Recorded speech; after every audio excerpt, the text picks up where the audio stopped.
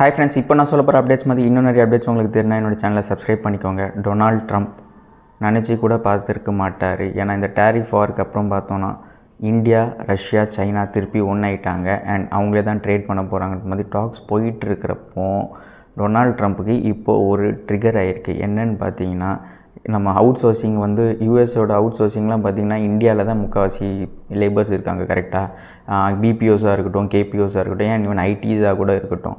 அப்படி இருக்கிறப்போ இப்போ கூகுள், மெட்டா, ஆப்பிள் இந்த மாதிரி கம்பெனிஸ் கிட்ட என்ன சொல்லியிருக்காங்கன்னா, அவுட் சோர்சிங் பண்ணுறதை நிறுத்து, எல்லாமே யூஎஸில் மட்டுமே பண்ணு, இந்தியாலாம் வேணாம் அப்படின்ற மாதிரி டாக்ஸ் இப்போ எடுத்துருக்காரு. ஸோ இது எங்கே போய் முடிய போகுதுன்னு தெரியல. அப்படி இருந்துச்சுன்னா ஹியூஜ் ஜாப் மேஜர் கட்ஸாகவும் ரொம்ப எக்கனாமி அடி வாங்கவும் பயங்கரமாக இருக்குது.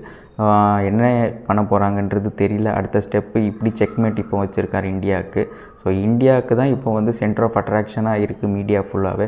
ஸோ உங்களுக்கு ஏதாச்சும் தாட்ஸ் இதை பற்றி இருந்துச்சுன்னா கமெண்ட் செக்ஷனில் போடுங்க, அதை நான் பார்த்து தெரிஞ்சுக்கிறேன்.